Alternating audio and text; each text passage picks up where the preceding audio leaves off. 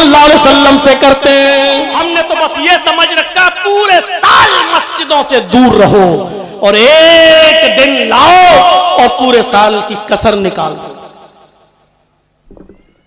भाई हमारे साथ डॉक्टर अब्दुल कादिर साहब बैठे हुए हैं स्टेज पर।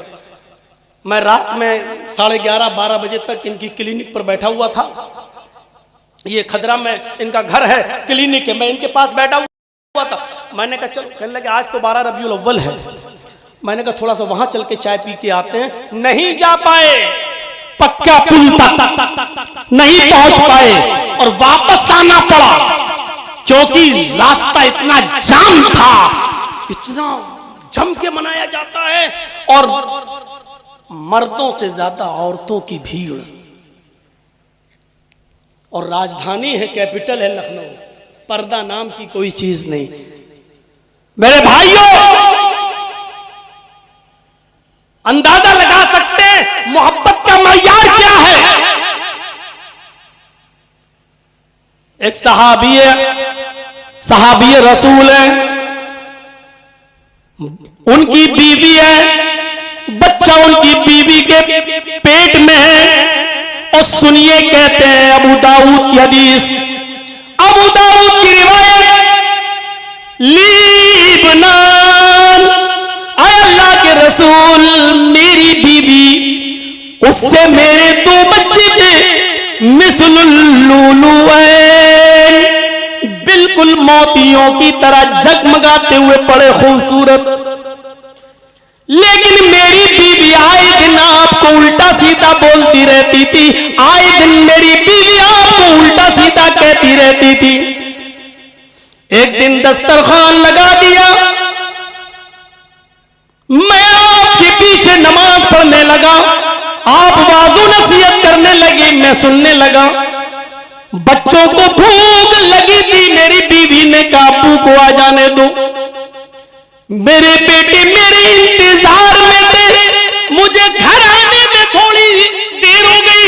जैसे ही मैं अपने घर पहुंचा, मेरी बीवी ने मुझे डांटते हुए कहा, कहां थे बच्चे, कब से भूखे मर रहे हैं और तुम मोहम्मद की बकवास सुनने में टाइम बर्बाद करते हो। तुम मोहम्मद की पास मोहम्मद रसूलुल्लाह ने कहा, उसने नाम लेकर कहा, और तुम मोहम्मद की फालतू बातें, फजूल बातें सुनते रहते हो। तुम्हें फुर्सत नहीं मिलती, अपने बेटों की फिक्र नहीं। अल्लाह के नबी, उसने आपको बदज़बानी से बोला, आज मुझसे एक गलती हो गई। फरमाया क्या? कहा अल्लाह के नबी, ऊंट को नहर करने का खंजर पड़ा हुआ था। अबू दाऊद की रिवायत, आए अल्लाह के रसूल, ऊंट को नहर करने का, ऊंट को ज़िबा करने का खंजर पड़ा हुआ था। मेरी नजर उस खंजर की ऊपर पड़ी। मेरी बीवी हामिला थी, उसके पेट में बच्चा था। 2 बच्चे पहले ही से मेरी बीवी से पैदा हो चुके थे, बिल्कुल मोतियों की तरह। लेकिन उसने आपको उल्टा सीधा बोला। मैंने वो खंजर उठाया और मैंने वो पूरा का पूरा खंजर अपनी बीवी के पेट में मार दिया। आय अल्लाह के रसूल, मेरी बीवी का पेट फट गया, मेरी बीवी तड़प तड़प कर उसी जगह पर मर गई। आय अल्लाह के नबी, मैं मुजरिम हूं, मैंने जुर्म किया है। अगर इस पर कोई सजा इस्लामी शरीयत में बनती है तो मैं हाजिर हूं, मुझे सजा देना चाहे तो दे दे, मुझे सब कुछ मंजूर है। लेकिन अब आपके बारे में बदकलामी सुनना मुझे मंजूर नहीं। आपको कोई बुरा भला कहे तो ये सुनना मुझे मंजूर नहीं। अल्लाह के नबी फरमाते हैं, जाओ, अल्लाह के सिपाहियों से इंतकाम नहीं लिया जाता, क्योंकि ये कुरान का फैसला, ये हदीस का फैसला है। दुनिया में किसी को नाहक कत्ल नहीं किया जाएगा, लेकिन रसूलुल्लाह को गाली देने वाले, रसूलुल्लाह की शान में गुस्ताखी करने वाले की एक ही सजा इस्लाम के अंदर कि उसको इस दुनिया में रहने का हक नहीं है, उसको इस दुनिया में जिंदा रहने का अधिकार नहीं है। मेरे प्यारे साथियों, अल्लाह के नबी ने उस औरत से कोई इंतकाम नहीं लिया, उस औरत से कोई बदला नहीं लिया। आप देख रहे हैं, बाप से ज्यादा मोहब्बत, औलाद से ज्यादा मोहब्बत, बीवी से ज्यादा मोहब्बत अल्लाह के रसूल से हो रही है। इसी को कुरान ने कहा है,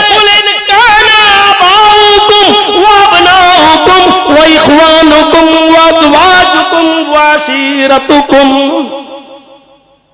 अपने आबाओ अजदाद से ज्यादा, अपने बेटों से ज्यादा, अपने भाइयों से ज्यादा, अपनी बीवियों से ज्यादा, अपने खानदान से ज्यादा, अपने मालो दौलत से ज्यादा, अपनी तिजारत से ज्यादा, अपनी बिल्डिंग और महलों से ज्यादा अल्लाह और उसके रसूल से मोहब्बत करो। गारे सौर का मंजर याद है? 50 मरतबा अपनी मस्जिद के मिंबर पर खड़े होकर अपने खतीबों से सुना होगा आपने। हुक्म, यहां काफिरों ने प्लान बना लिया और हर कबीले के सरदार ने यह प्लान बनाया कि आज मोहम्मद रसूलुल्लाह के घर में घुसकर हम सब लोग नबी अकरम पर हमला करेंगे, ताकि खून का इल्जाम किसी एक कबीले पर ना आए बल्कि सब पर आए, और ये कुरैश, ये बनु हाशिम के लोग फिर सब लोगों से बदला नहीं ले सकेंगे, सारे कबीलों वालों से जंग नहीं लड़ सकते। अल्लाह ताला ने जिब्राइल को भेजकर नबी अकरम सल्लल्लाहु अलैहि वसल्लम को बाखबर कर दिया कि ऐसी ऐसी प्लानिंग है। अल्लाह के नबी ने हजरत अली को बुलाया और कहा, अली, आज की रात तुम मेरे बिस्तर पर मेरी चादर ओढ़कर सो जाना, तुम्हें कोई खतरा महसूस करने की जरूरत नहीं, क्योंकि लोगों की अमानतें मेरे पास रखी हुई हैं, कल उनकी अमानतें उनके हवाले कर देना। अमानत देख रहे हैं आप, यहां तो अपने भाइयों की जमीनों जायदादों पर भी कब्जा किए बैठे हैं। अल्लाह के रसूल को अमानतों की इतनी फिक्र थी कि काफिरों ने मारने का प्लान बना लिया, लेकिन आपको फिक्र थी कि अगर मैं चला गया तो लोगों की अमानतें मेरे पास रह गईं, लोग हमको क्या कहेंगे कि मोहम्मद तो गया और मेरा माल भी लूट के ले गया, मेरा माल भी मार के ले गया, नऊज़ बिल्लाह मिन ज़ालिक, ये काफिर कहेंगे। आपने कहा, अली, फला फला की ये अमानत है, उनके हवाले कर देना और तुम मुझे फला जगह पर मिलना, तुम भी मदीना लौट कर मेरे पास चले आना। हजरत अली रजी अल्लाह ताला अन्हु उस वक्त नबी अकरम की चादर ओढ़कर सो जाते हैं। कितना बड़ा खतरा मोल लिया, क्योंकि काफिरों का प्लान तो था पूरा का पूरा हमला करने का। हजरत अली चादर ओढ़कर सो रहे हैं। हजरत अली ने फरमाया कि मुझे डर नहीं था, क्योंकि अल्लाह के रसूल ने कहा था कि तुम सुबह लोगों की अमानतें देखकर तुम भी चले आना मदीना। तो जब नबी ने कहा तो सारी दुनिया झूठी हो सकती है, नबी का फरमान कैसे झूठा हो सकता था? इसलिए मुझे डर नहीं था, मैं जानता था कि काफिर मुझ पर हमला नहीं करेंगे, क्योंकि अल्लाह के रसूल ने फरमाया कि तुम लोगों की अमानतें वापस कर देना, यानी बगैर अमानतों को वापस किए हुए मैं जाऊंगा नहीं, इतना यकीन था। सूरह यासीन पढ़ी और अल्लाह के रसूल निकल गए। काफिरों की आंखों पर अल्लाह ने पर्दा डाल दिया, उनको दिखाई नहीं। अल्लाह के नबी और अबू बकर सिद्दीक जब गए, आगे बढ़ते गए, जिन लोगों ने हज किया होगा, उम्रा किया होगा, उनको मालूम होगा कि मक्का से चंद मील के फासले पर गारे सौर है। वहां पहुंचते हैं, काफिरियां पीछा कर रहे हैं। अल्लाह के नबी सल्लल्लाहु अलैहि वसल्लम एक गार में छिप जाते हैं।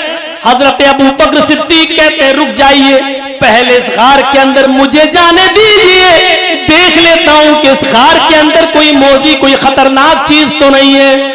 हजरत अबू बकर सिद्दीक उस गार में छिप जाते हैं, उस गार के अंदर घुसते हैं, छोटे छोटे सुराखों को देखते हैं, एक चादर थी उनके पास, उसको फाड़ देते हैं और उसके टुकड़े करके उन सुराखों को बंद कर देते हैं और कहते हैं, अल्लाह के नबी अब आप अंदर आ जाइए। अल्लाह के नबी उस गार के अंदर दाखिल होते हैं। फरमाया, अबू बकर सिद्दीक बैठ गए, अल्लाह के नबी आप अपना सर मेरी रान के ऊपर रख लीजिए। अल्लाह के नबी ने अपना सर रान के ऊपर रखा अबू बकर सिद्दीक के और सो गए। जब सोए तो अबू बकर सिद्दीक की आंखें, नजरें गार की दीवार पर पड़ी कि दो छोटे छोटे सुराख अभी नजर आ रहे हैं। तो उन्होंने सोचा कपड़ा तो खत्म हो गया है, अपने पैर के दोनों अंगूठे उन दोनों सुराखों पर लगा दिए। ऐसे करके उन दोनों सुराखों पर अपने अंगूठे लगा दिए। नबी अकरम की रान का सर अबू बकर की रान पर है। एक मौजी जहरीला जानवर निकलता है और हजरत अबू बकर सिद्दीक के अंगूठे में काटता है। अबू बकर सिद्दीक को उस जहरीले जानवर के काटने की तकलीफ तो हो रही है, लेकिन अपना पैर नहीं हिलाते, अपना अंगूठा नहीं हिला रहे, अपने पैरों को जुम्बिश नहीं दे रहे हैं। अगर मैंने पैरों को जुम्बिश दी, अगर मैंने पैरों को हरकत दी तो पैर हिल जाएंगे, और अगर पैर हिल गए तो जनाब मोहम्मद रसूलुल्लाह सल्लल्लाहु अलैहि वसल्लम की आंख खुल जाएगी, आपकी नींद में डिस्टर्ब हो जाएगा। गौर करो, रसूल की जात से भी मोहब्बत, और ऐसी मोहब्बत कि पैर में जहरीला जानवर काट रहा है लेकिन पैर नहीं हिला रहे। अगर पैरों को जुम्बिश दे दी तो पैरों में हरकत होगी, और पैरों में हरकत हुई तो नबी की आंख खुल जाएगी। लेकिन तकलीफ और दर्द की वजह से आंखों से आंसू आ गया, और आंसू गिर गया, टपक गया, और वो आंसू का कतरा मोहम्मदुर रसूलुल्लाह के नर्मो नाजुक गाल पर गिरता है। आंसू की गर्मी ने मोहम्मदुर रसूलुल्लाह को बेदार कर दिया। आपकी आंख खुल गई, और जैसे ही नबी अकरम की आंख खुली, नबी अकरम ने कहा, अबू बकर क्या हो गया तुम्हें? अब जाग ही गए तो अब क्या छिपाऊं? फरमाया किसी जानवर ने काट लिया। आपने कहा ये तो जहरीला जानवर है। कहा कोई बात नहीं, घबराओ नहीं। अपना लुआब दहन, अपने मुंह का थूक लुआब लिया, और हजरत अबू बकर सिद्दीक के अंगूठे पर जहां जहरीले सांप ने या बिच्छू ने काटा था वहीं पर लगा दिया। हजरत अबू बकर फरमाते हैं, जिस वक्त लगाया उसी वक्त मुझे ऐसी ठंडक महसूस हुई कि फिर लगता था कि दर्द का कोई असर ही नहीं है। क्यों ना लोग समझ ही नहीं पाए, मोहम्मद रसूलुल्लाह अकेले नहीं चलते हैं। जब ये चाहते हैं तो रब की रहमतें भी इनके साथ चलती हैं, बरकतें भी इनके साथ चलती हैं। रहमतों और बरकतों का यही तो मतलब होता है। और अल्लाह ने नमाज जब फर्ज की तो कहा था कि हम यही रहमतें और बरकतें तो आपको दे रहे हैं। अस्सलामु अलैका अय्युहन नबी व रहमतुल्लाहि व बरकातुहू। नबी जब चलता है तो रब की रहमत भी उसके साथ चलती है, बरकत भी उसके साथ चलती है। तो मेरे भाइयों, ऐसा कैसे हो सकता है कि लुआब दहन लगाएं और अबू बकर सिद्दीक ठीक ना हो? मैं ये वाकया बयान करके सिर्फ इतना बताना चाहता हूं, ये मोहब्बत का कौन सा मायार था, ये मोहब्बत की कौन सी कसौटी थी कि पैर में बिच्छू काट रहा है लेकिन पैर नहीं हिला रहे हैं कि नबी की आंख खुल जाएगी। ये मोहब्बत का कौन सा मायार था? और हम तो शादियों में जब आतिशबाजी चलाते हैं तो उस वक्त ही सोच लिया करें, जो बंदूक की फायर कर रहे हैं या जो आतिशबाजी चला रहे हैं, ये बंदूक की फायर अल्लाह के नबी ने कहा था कि मन तशब्बह बिकौमिन फहुवा मिनहुम। ये मजूसियों की अलामत है, जो जिस कौम की मुशाबहत करेगा कयामत के दिन उसी के साथ उठाया जाएगा। मेरे भाइयों, तसव्वुर करो, हम निकाह जैसे सुन्नत जैसे अजीम काम के लिए जा रहे हैं, लेकिन उस सुन्नत जैसे अजीम काम में भी हम मजूसियत हमारे यहाँ दाखिल हो जाती है। हिंदुवाना रस्म 250-300 बारातियों की फौज, बल्कि चोरों लुटेरों की फौज तैयार हो जाती है, गासिबों और डाकुओं की फौज तैयार हो जाती है। मेरे प्यारे साथियों, हम ये भी नहीं सोचते हैं कि लड़की वाला कितना गरीब है, उसने कहीं बैंक से लोन तो नहीं लिया है अपनी बेटी के हाथ पीले करने के लिए। इस बेचारे ने कहीं हमारी मनमानी बात को तस्लीम तो नहीं किया है। लड़की वाला किसी को कहते कि भाई 20 आदमी ले आना, ठीक है ले जाओ। लड़की वाला कहते 50 आदमी ले आना, चलो ठीक है ले आओ। लेकिन लड़की वाले से ये कहना, नहीं साहब 50 में हमारा नहीं बनेगा, 150 आदमी आएंगे, ये भीख। ये लड़की वालों के घर पर इस तरीके की सिफारिश करने वालों, सुन लो, तुम उस खाने को खाने जाते हो, उसने थूका और तुमने चाटा।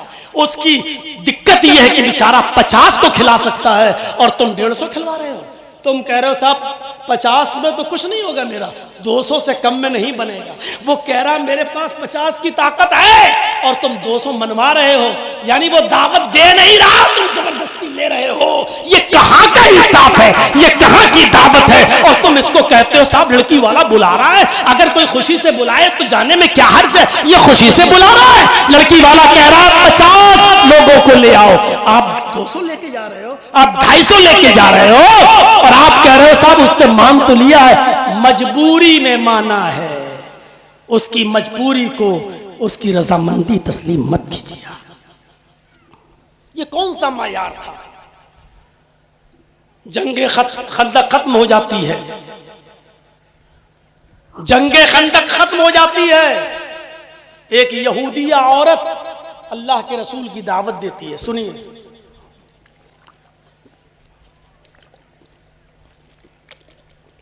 एक यहूदिया औरत अल्लाह के रसूल की दावत करती है।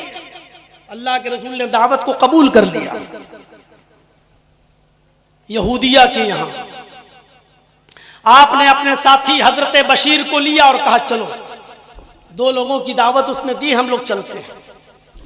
आप सहाबी रसूल हजरत बशीर के साथ उस यहूदिया औरत के घर तशरीफ ले गए।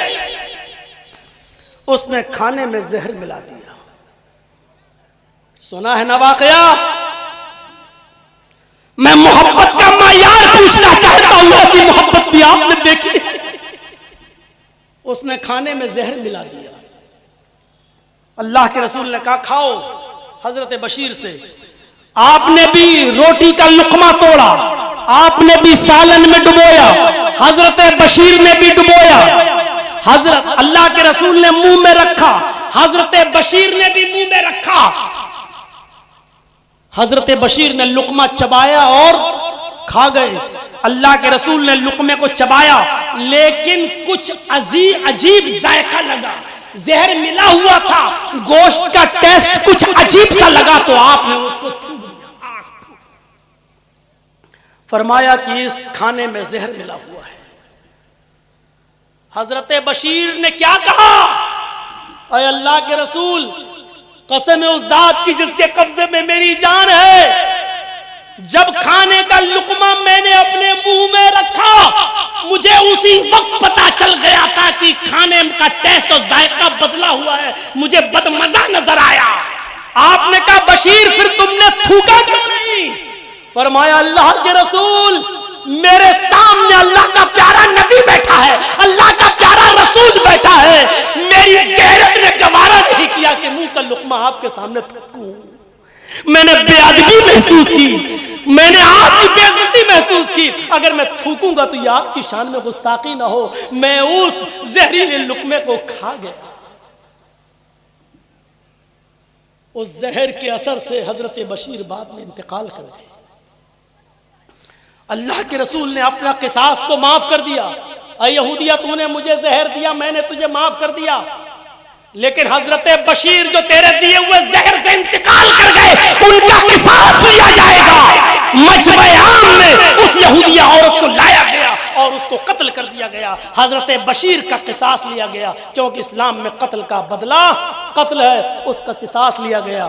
मैं इस वाक़े को सामने रखकर मेरे भाइयों सिर्फ इतना बताना चाहता हूं आपसे कि ये कौन सा मायार था मोहब्बत का, कि जायका पता चल गया, मजा पता चल गया कि इस खाने में अच्छी चीज नहीं है, बदमजा है, नुकसान पहुंचाएगा ये खाना, लेकिन इसके बावजूद चबा रहे हैं और खा रहे हैं। ये थूक इसलिए नहीं रहे कि मोहम्मद रसूलुल्लाह की बेअदबी हो जाएगी। ये मोहब्बत का कौन सा मायार था?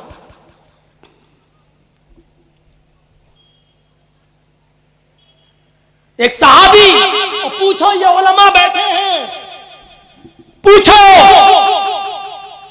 अल्लाह के रसूल ने एक सहाबी के हाथ में सोने की अंगूठी देखी, और मुस्लिम शरीफ की हदीस, एक सहाबी के हाथ में सोने की अंगूठी देखी।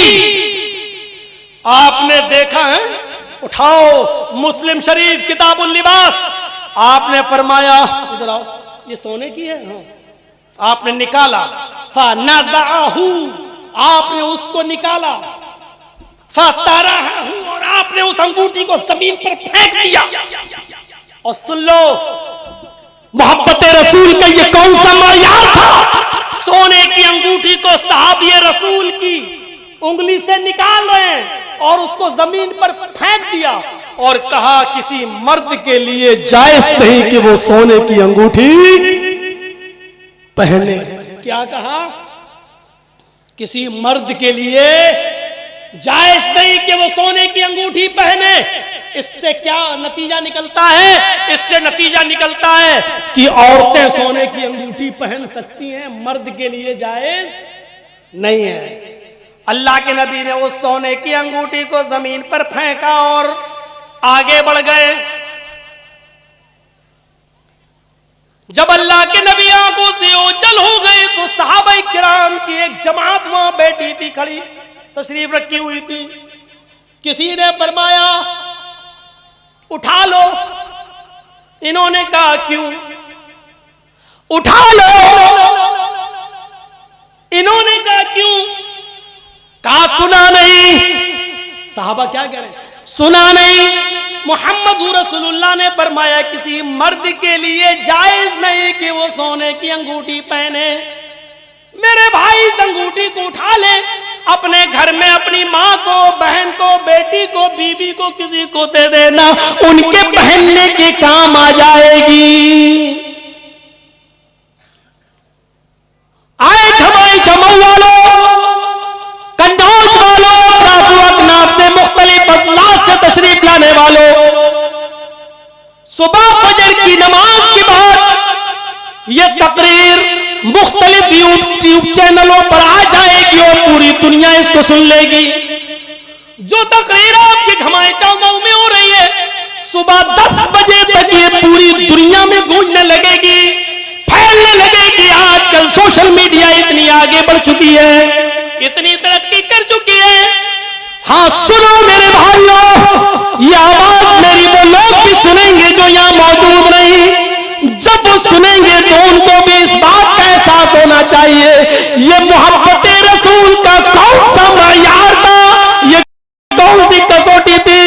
साहबा कह रहे कि इस अंगूठी को उठा लो, अपने घर की माँ, बहन, बेटी, बीवी को दे देना, वो पहन लेंगी, क्योंकि नबी ने मर्दों के लिए हराम करार दिया है, औरतों के लिए नहीं। लेकिन जिस सहाबी के उंगली से सोने की अंगूठी निकाल कर फेंकी थी, उस सहाबी का जवाब ये था, मैं कैसे इस अंगूठी को उठा लूं जो जमीन पर पड़ी हुई है, क्योंकि मेरे नबी ने, मोहम्मद रसूलुल्लाह ने सोने की अंगूठी को मेरी उंगली से निकालकर मेरी पॉकेट में नहीं डाला, मेरे हाथ में देकर ये नहीं कहा जाओ अपने घर में मां, बहन, बेटी को पहना देना, बल्कि मेरे नबी ने इस अंगूठी पर नफरत की नजर डाली है और मेरी उंगली से निकालकर जमीन पर फेंक दी है। मेरे नबी ने जिस नफरत भरी नजर से इस अंगूठी को देख लिया है, मैं उस अंगूठी को जमीन से उठाकर अपनी मां को, अपनी बहन को, अपनी बेटी को और अपनी बीवी को पहनाना भी गवारा नहीं करूंगा। मेरे नबी ने उस अंगूठी पर नफरत की नजर डाली है, मैं उस अंगूठी को भी न उठाना गवारा नहीं करूंगा।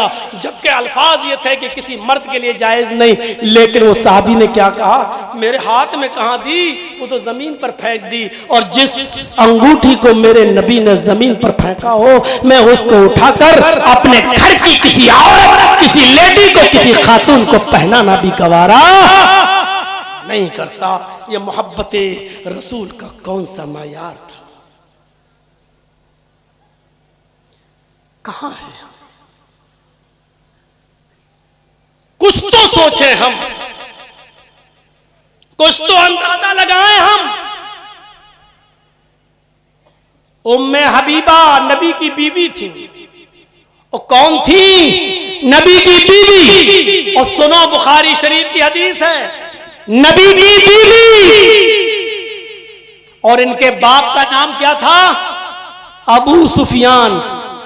बाद में इस्लाम लाए, पहले इस्लाम नहीं लाए थे, पहले कट्टर दुश्मन थे। ये वही अबू सुफियान थे जो 100 ऊंटों के लालच में नबी की गर्दन उड़ाने के लिए भी गए थे। सुराका इब्ने जाशम भी 100 ऊंटों के लालच में नबी अकरम की गर्दन को काटने के लिए गया था, उड़ाने के लिए गया था। अबू सुफियान भी नबी का बहुत बड़ा दुश्मन था, लेकिन बाद में इस्लाम लाया। लेकिन जब तक वो काफिर था, उम्मे हबीबा पहले इस्लाम ला चुकी थी और वो नबी की बीवी थी। एक बार उम्मे हबीबा नबी की बीवी से, उनके बाप अबू सुफियान जो हालत कुफ्र में थे, वो मिलने के लिए जाते कि मैं अपनी बेटी के घर जाऊं। उन्होंने दरवाजे को दस्तक दी। बुखारी की रिवायत सुनिए मेरे साथियों, उन्होंने दस्तक दी, दरवाजा खटखटाया और जैसे ही उम्मे हबीबा ने दरवाजा खोला, क्या देखती है कि काफिर बाप है, मुशरिक बाप है। फरमाया अबू अंदर आ जाइए। अबू सुफियान अंदर जाते हैं, जैसे ही बिछे हुए बिस्तर को देखता अबू सुफियान उसके ऊपर बैठना चाहता है। उम्मे हबीबा कहती है मेरे अब्बू रुक जाइए, रुक जाइए। उन्होंने बिस्तर को लपेट दिया, उस बिस्तर को उन्होंने लपेट दिया और सादा चटाई पिछी रहने दी। फरमाया आए अब्बू जान इस चटाई पर बैठ जाइए। अबू सुफियान ने बड़े ताज्जुब से पूछा, ओ मेरी बेटी, ओ मेरी बेटी, आए उम्मे हबीबा, आए नबी की बीबी, मेरी लगती जिगर, मेरी बेटी तूने बिस्तर को क्यों लपेट दिया? लोग तो मेहमान के आने पर बिस्तर बिछाते हैं, तूने बिस्तर को लपेट दिया। मेरी बेटी मैं तेरा बाप हूं, तूने तो इस बिस्तरी को लपेट दिया। ये बिस्तर गंदा था, ये बिस्तर नापाक था, ये बिस्तर क्या था जो तूने इसको लपेट दिया है? क्या मैं इस बिस्तर पर बैठने के लायक नहीं था? बेटी ने जवाब दिया, सुनिए बुखारी की रिवायत, बेटी ने जवाब दिया अब्बू जान ये बिस्तर नापाक नहीं है, ये बिस्तर बहुत पाक है।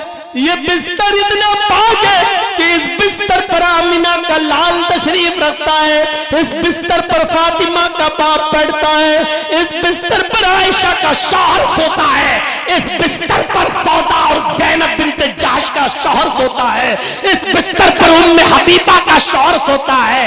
उम्मे हबीबा यानी आपकी बेटी का शौहर हस्बैंड इस बिस्तर पे सोता है।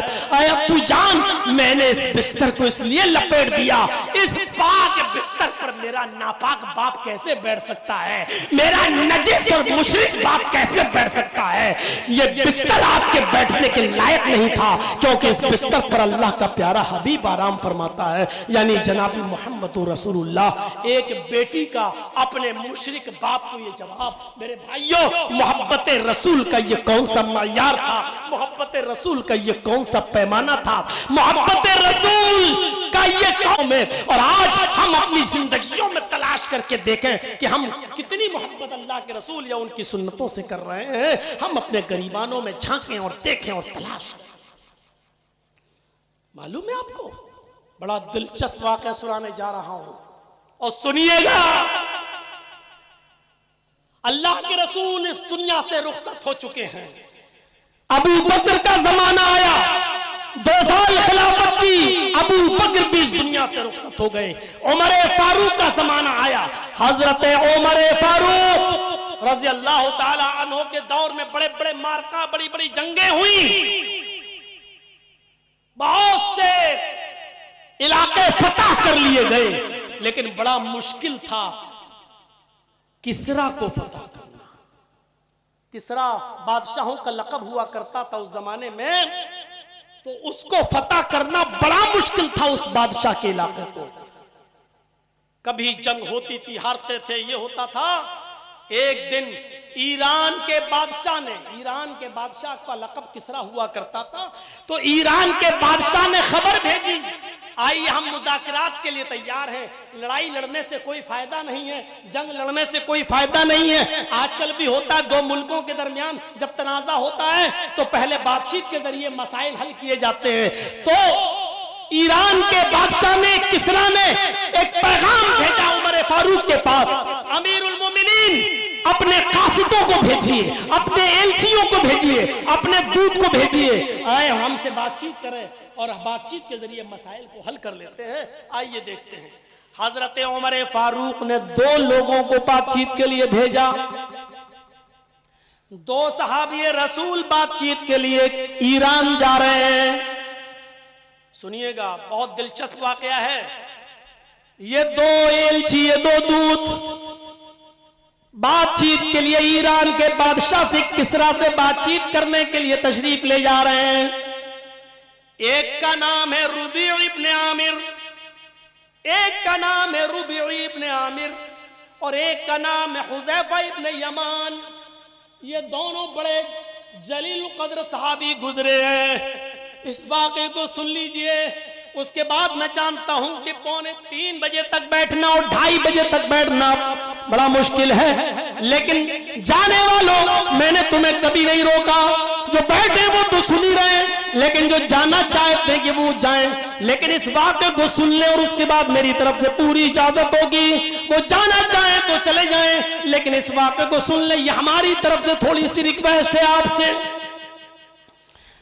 2 साहबी हैं, एक का नाम है रुबई इब्न आमिर और एक का नाम है हुज़ैफा इब्न यमान। इन दोनों सहाबियों को हजरत उमर फारूक ने ईरान भेजा, जाओ और बातचीत करके आओ और सुनो, दब कर समझौता नहीं करना, अपनी शर्तों पर समझौता करना, उनकी शर्तों पर समझौता नहीं होगा। जाओ बातचीत तो करना ही है, बातचीत करने के लिए बुलाया जा रहा है। आइए, बड़े बड़े साहूकारों की पतलूनें अब ढीली होंगी। सुन्नत रसूल पर देखते हैं कितना अमल हो रहा है आज हमारी सोसाइटी पर। ये दोनों सहाबियों का जूता हमारी पूरी जिंदगी में हमारे गाल पर पड़ता रहेगा और हमें एहसास दिलाता रहेगा कि सुन्नत पर अमल क्या होता है। और इन सहाबियों ने बादशाह के दरबार पर भी सुन्नत रसूल को झुकने नहीं दिया, सुन्नत रसूल का मजाक नहीं उड़ाने दिया। रुबई इब्न आमिर, हुज़ैफा इब्न यमान ईरान में दाखिल हो जाते हैं। आजकल की तरह गूगल मैप नहीं था कि नक्शा लगाया और चल दिए साहब, गाड़ी को दौड़ाया और पहुंच गई मंजिल मकसूद पर।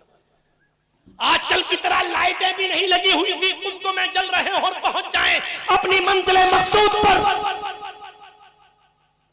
थपेड़े खाते हुए, गर्मी में झुलसते हुए, घोड़े घर तो गुबार चेहरे पर उड़ती हुई, इसी हाल में ईरान पहुंचते हैं। चूंकि बादशाह का ठिकाना पूछने में ज्यादा दिक्कत नहीं होती, किसी फेमस आदमी का ठिकाना पूछने में कोई दिक्कत नहीं होती। पूछते गए और पहुंच गए। पूरे ईरान में बस यही 2 सहाबी, ईसाइयों की बस्ती, किसरा वहां का हाकिम।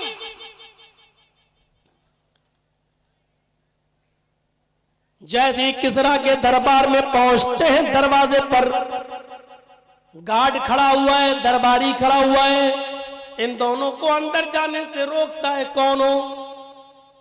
इन दोनों ने जवाब दिया, मैं हजरत उमर फारूक का भेजा हुआ दूत हूं, एलची हूं, कासिद हूं। आपके बादशाह ने हमें मुज़ाकरात के लिए, बातचीत के लिए बुलाया है। हम बातचीत के जरिए मसाइल को हल करने आए हैं। कहता रुक जाओ, अंदर से खबर लेके आना पड़ेगा बादशाह से। गया और 2 कपड़े लेकर आया।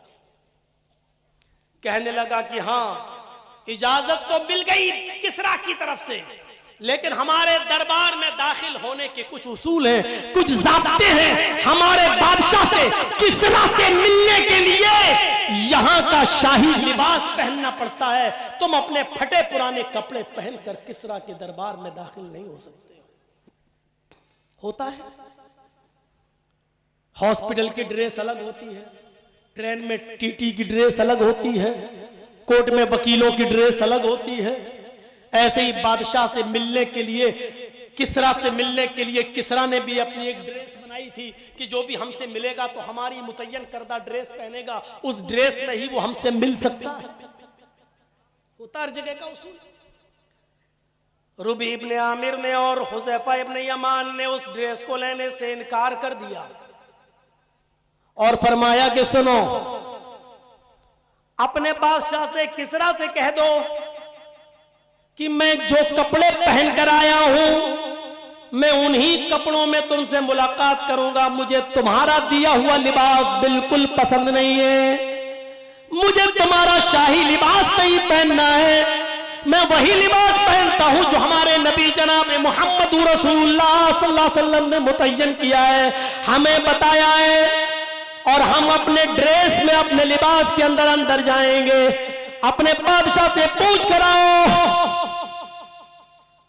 अच्छा, ये गार्ड, ये दरबारी फिर अंदर जाता है। और उसने कहा, ऐसा ऐसा जवाब दिया गया। किसरा ने कहा उनको अंदर आने दो, अगर बातचीत के जरिए मसले हल नहीं किए गए तो मामला बिगड़ जाएगा। उन दोनों को अंदर आने दो। जब गाड़ी खबर लेकर आ रहा था, उस वक्त हजरत रूबी इब्ने आमिर की तलवार का दस्ता ढीला हो गया था।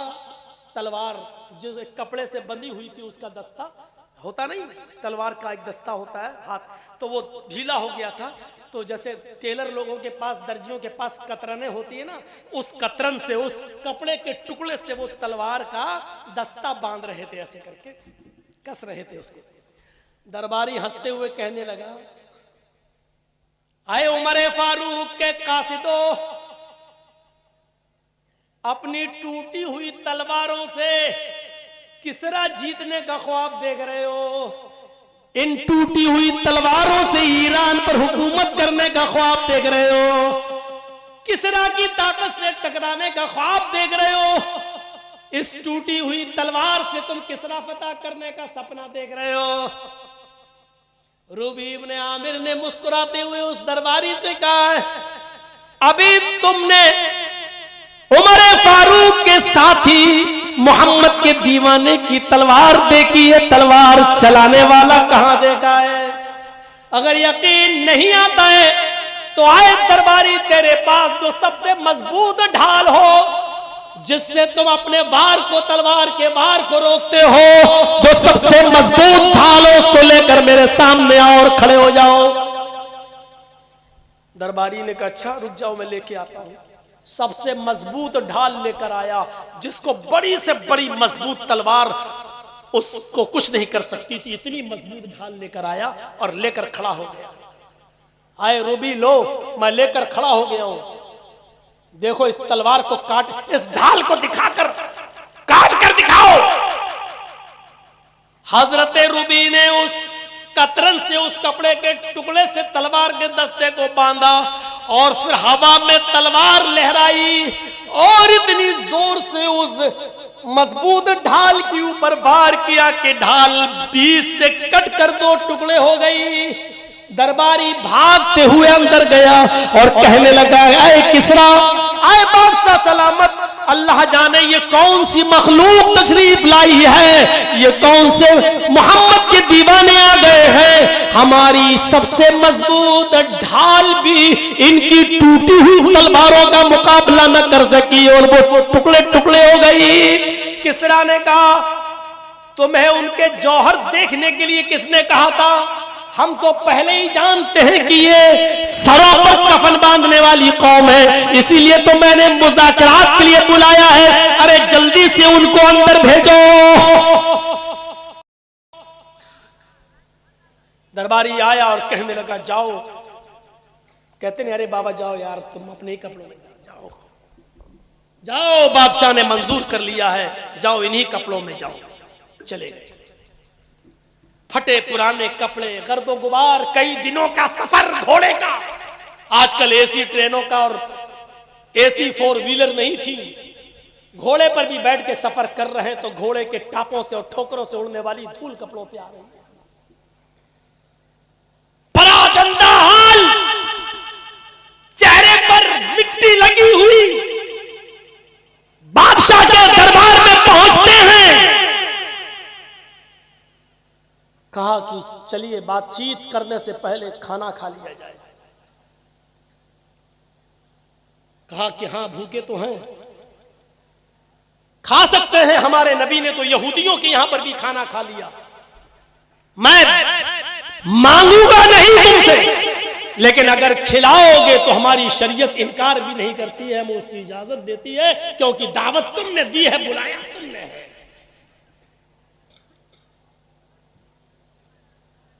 कहा लेकिन बातचीत यहां होगी। कहा कि कहां होगी, हमें वो रूम दिखा दो अपना।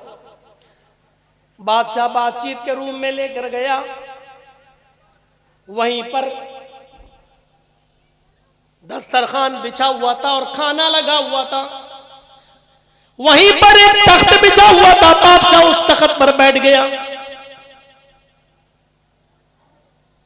हुज़ैफा इब्न यमान ने फरमाया कि आए किसरा, तुम तख्त पर बैठे हो, बातचीत कैसी होगी, मुझे कहां बैठना है?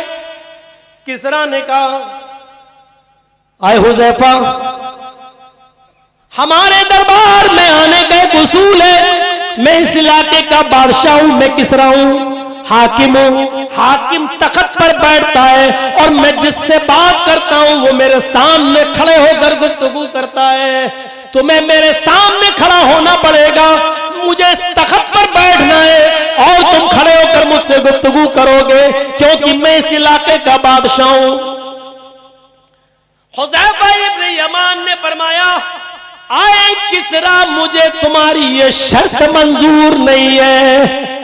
अगर तुम तख्त पर बैठते हो तो मैं भी तुम्हारे साथ तख्त पर बैठकर गुफ्तगू करूंगा, अगर तुम जमीन पर बैठोगे तो मैं भी तुम्हारे साथ जमीन पर बैठकर गुफ्तगू करूंगा। आपने बातचीत के लिए मुझे बुलाया है, तुम किसरा के बादशाह होगे, हमने तुम्हें किसरा का बादशाह माना ही नहीं है, हमें तो पूरा ईरान चाहिए, हमने तो तुम्हें किसरा का बादशाह माना ही नहीं है। बातचीत करना है, मुज़ाकरात के जरिए मसला हल करना है, तो फिर तुम जहां बैठोगे वहीं मैं बैठूंगा, तुम खड़े होकर गुफ्तगू करोगे तो मैं भी खड़े होकर गुफ्तगू करूंगा। बोलो तुम्हें मेरी शर्त मंजूर है या नहीं? किसरा चीख पड़ा, आए हुज़ैफा, ये क्या बात है कि तुम बेइज्जती पर बेइज्जती किए जा रहे हो? मेरे शाहाना लिबास को पहनने से इनकार कर दिया, मुझे सलामी भी नहीं दी, जो अंदर आता है वो मुझे सलामी देता है, तुम बिना सलामी के अंदर आए, तुमने मेरे दिया हुआ लिबास भी नहीं पहना, तुमने मेरा दिया हुआ लिबास भी नहीं पहना, बेइज्जती पे बेइज्जती किए जा रहे हो, और अब मुझे कहते हो कि मैं तुम्हारे बराबर तख्त पर बैठूंगा या तुम अपने साथ मुझे जमीन पर बिठाओगे? हुज़ैफा कहते हैं, रखो अपना खाना अपने पास, नहीं खाना है मुझे, मैं जा रहा हूं, अगर बातचीत होगी, मुज़ाकिरात होंगे तो इसी शर्त के ऊपर होंगे। अकेले दो सहाबी, मुल्क भी गैरों का, अभी देखा था ना, बड़े बड़े मुस्लिम हुक्मरान भी आए थे हिंदुस्तान के अंदर ना, G20 सम्मेलन में बांग्लादेश की प्राइम मिनिस्टर भी आई, तुर्की के सदर तैयब उर्दुगान भी आए, जिन पर मुसलमान बड़ा भरोसा करते हैं और बहुत जिनकी तारीफें करते हैं, सब आए और सब गए और महात्मा गांधी की समाधि पर फूल भी डाले और हाथ भी जोड़े। अगर ऐसी सरजमीन पर अगर किसी ने अपनी सलफियत को, अपने मनहज को, अपने अकीदे को और अपनी तौहीद को अगर बाकी रखा और बचाया तो वो सिर्फ सऊदिया का हुक्मरान था, मोहम्मद इब्न सलमान, जिसने हिंदुस्तान में रहते हुए महात्मा गांधी के राजघाट पर जाने से इनकार कर दिया। कहा उनका सम्मान हमारे अंदर है, उनकी इज्जत हमारे अंदर है, लेकिन हमारी शरीयत किसी के सामने मुझे हाथ जोड़ने से मना करती है। अगर हाथ जोड़ना किसी के सामने जायज होता तो हम सबसे पहले जनाब मोहम्मद रसूलुल्लाह के मजार पर, उनकी कब्र पर हाथ जोड़ते। मेरे भाइयों, सऊदिया को कितनी गाली दे लो, सऊदिया की जितनी चाहो तौहीद कर लो, लेकिन तौहीद के मामले में वो सबसे बुलंद है, तौहीद के मामले में वो सबसे ऊंची है, तौहीद के साथ वो कोई खिलवाड़ नहीं होता है, तौहीद के साथ वहां कोई समझौता नहीं होता है। और अल्हम्दुलिल्लाह जिस मुसलमान के दिल में तौहीद आ गई, अल्लाह सारे गुनाह माफ कर सकता है लेकिन शिर्क को माफ नहीं करेगा। और राई के दाने के बराबर भी अगर तौहीद किसी के अंदर रही तो अल्लाह जहन्नम में सजा देने के बाद भी उसको निकाल लेगा और उसको जन्नत के अंदर दाखिल कर देगा। मेरे भाइयों, यही चीज हमें और आपको समझने की जरूरत है, जरूरत है। ये क्या है? राजी रहे रहमान भी और खुश रहे शैतान भी है। हम जलसे में भी आ जाएं और 26 जनवरी और 1 जनवरी को 12 बजे के बाद हम डांस भी कर लें और नाच भी और डीजे भी बजा लें और हैप्पी न्यू ईयर के नारे भी लगा लें। मेरे प्यारे साथियों, ये कोई मोहब्बत नहीं कि राजी रहे रहमान भी और खुश रहे शैतान। ये पॉलिसी अपनी जेब में रखो। ये ऐसा इस्लाम मोहम्मद रसूलुल्लाह को पसंद नहीं है, अपनी जेब पे रखो और पूछो। आज भी मेरे साथी मेरे साथ मौजूद हैं, ये जिले जमीयत अहले हदीस लखनऊ के नाजिम मौजूद हैं, ये डॉक्टर अब्दुल कादिर साहब भी मौजूद हैं, ये डॉक्टर मोइन साहब भी मौजूद हैं, ये मेरा बेटा हुसैन आया ये भी मौजूद है, और हमारा ड्राइवर हमारे साथ, ये सब मौजूद हैं। आज भी कन्नौज के जिस ऑफिस में मैं बैठा हुआ था, आज भी मुझसे कहा गया मौलाना साहब कुछ ऐसी बातें नहीं होनी चाहिए, आजकल मामले बहुत खराब चल रहे हैं, रिश्तेदारियों पे बहुत जल्दी फर्क पड़ता है। मैंने उनके सामने भी कहा ये इस्लाम तुम्हें मुबारक हो, ऐसा इस्लाम तुम्हें मुबारक हो, सारी खुदाई एक तरफ, मुस्तफा का रब एक तरफ। मेरे भाइयों, वो इस्लाम इस्लामी नहीं कि जिससे सब खुश रहे। तौहीद तो यह है कि खुदा हश्र में कह दे ये बंदा दो आलम से खफा मेरे लिए था। मेरे भाइयों, यह है कि सारी दुनिया जिससे खफा हो और अल्लाह ये कहे कयामत के दिन ये सारी दुनिया से लड़कर सिर्फ मुझे खुश करता था, सारी दुनिया इसकी दुश्मन थी लेकिन मैं इससे राजी हूं क्योंकि ये सारी दुनिया से मेरे लिए लड़ा है। यह तौहीद का दर्स है, ये भी खुश वो भी खुश, रहमान भी खुश रहीम भी खुश। ये इस्लाम तुम्हें मुबारक हो, हमारा ये इस्लाम नहीं है। इस्लाम में या तो मोहम्मद रसूलुल्लाह खुश होंगे या इब्लीस खुश होगा। मेरे भाइयों, अब ये हमें और आपको पावर अथॉरिटी है, हम चाहें तो फातिमा के बाप को खुश करें या चाहें तो इब्लीस को खुश करें, ये इख्तियार हमें और आपको दिया है। इन्ना हदैनाहुन नजदैन इम्मा शाकिरन व इम्मा कफूरा, हमने दोनों रास्ते तुम्हें बता दिए हैं। इस रास्ते पे चल के या तो शुक्रगुजार बन जाओ या उस रास्ते पे चल के नाशुक्रे बन जाओ, नाशुक्रे हो जाओ। हमने दोनों रास्ते तुम्हें बता दिए हैं। हुज़ैफा इब्ने यमान ने वही काम किया जो यहाँ सलमान मोहम्मद इब्ने सलमान ने किया। कहा नहीं, अपना खाना अपनी जेब में रखो, नहीं खाना मैं जा रहा हूं, रुक जाओ। ठीक है, आओ तुम भी मेरे तख्त पे बैठ जाना, पहले खाना तो खा लो। शर्त मान ली, तौहीद के साथ समझौता नहीं। इस्लाम ईसाइयों के दरबार में आने के बाद झुकेगा नहीं। खाना खाया गया, अब सुनो, जमीन पर बिस्किट गिर जाए ना, चिप्स गिर जाए ना, केक गिर जाए ना, बेटा क्या कर रहे हो, जमीन से मत उठाओ। गिर गया, पड़ा रहे दो बेटा, जमीन से मत उठाओ। और सुनो चौधरीओ, सुनो सरमायादारों, अल्लाह ने दौलत दी है तो उसकी कद्र करो।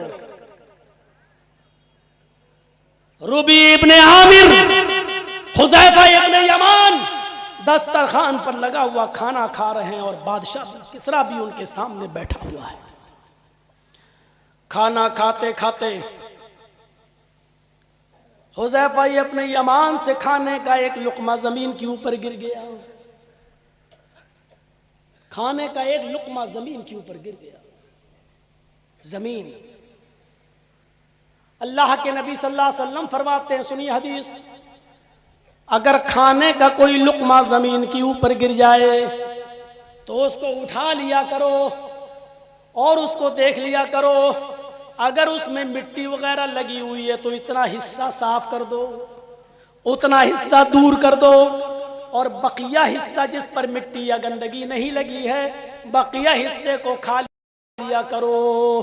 पता नहीं अल्लाह ने रिज्क के खाने के किस हिस्से में, किस लुक़मे में बरकत रखी हो। यह है बुखारी शरीफ की हदीस। सुन ली, हुज़ैफा इब्ने यमान को यह हदीस थी, नबी का यह फरमान मालूम था।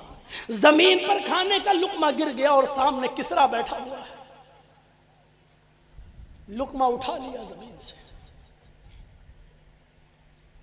रूबी इब्ने आमिर वहीं बैठे हैं और ऐसे कोहनी मार रहे हैं। क्या कर रहे हो?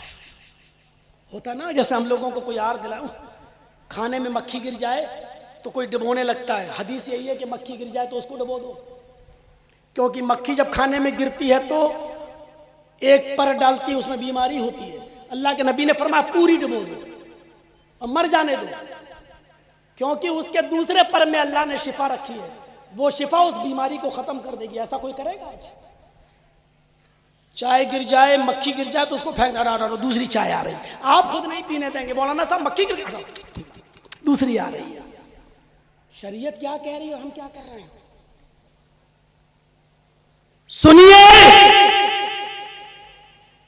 खाने का लुकमा गिर गया, हुज़ैफा इब्न यमान ने वो लुकमा उठाया।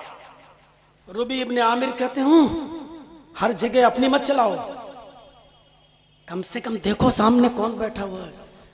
हम किसी दूसरी महफिल में बैठे हैं, यहां के लोग जमीन पर पड़े हुए लुकमे को फेंक देते हैं, खाते नहीं है। इशारों में बात की। हुज़ैफा इब्न यमान ने हंसते हुए कहा और खा लिया।